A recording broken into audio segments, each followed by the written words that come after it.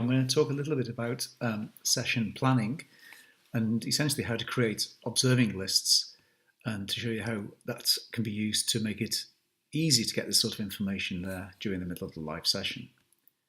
And so to do that, we go up to the right-hand side here of the tool. We see a bunch of menu options. I'm just going to focus on this one to start off with. This is going to give me access to the DSO database that comes with the tool.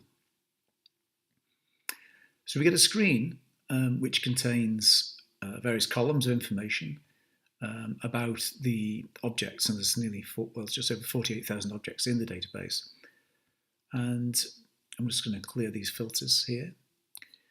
And so, for instance, if I'm interested in, let's say, open clusters in Monoceros, the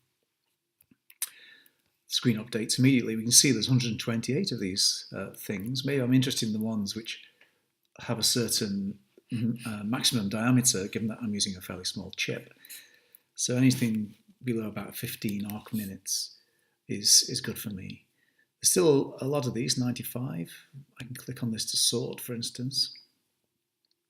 And maybe I'm interested in the ones which are going to be visible, I don't know, between, say, 6 and 12 hours of write ascension. Still an awful lot of those, or maybe those that are visible at my declination. Let's choose a little box from, say, 0 to 10, something like that. Okay, it's 41 of these things. Suppose I want to observe those over the course of a session or a couple of sessions, then I can just select all of those and add them to an observing list. And they've now been added to an observing list. Of course, we can use this general interface for just arbitrarily browsing to look for interesting objects and so on. For instance, we might sort on color index. It can be very rewarding looking for open clusters with a high value of color index, for instance, or other criteria. We've got various kinds of objects in here, including very distant quasars, etc. Things like this. I'm just going to put that in there, DQ.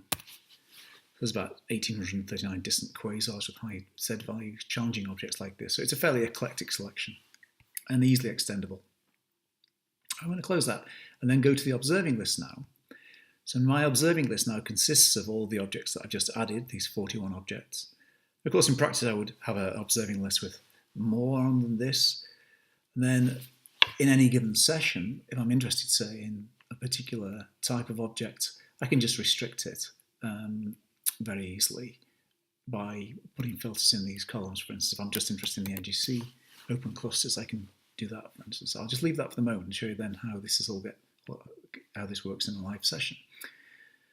So this is the sort of thing you would typically do ahead of time, but you could do it in the live session, of course, as well.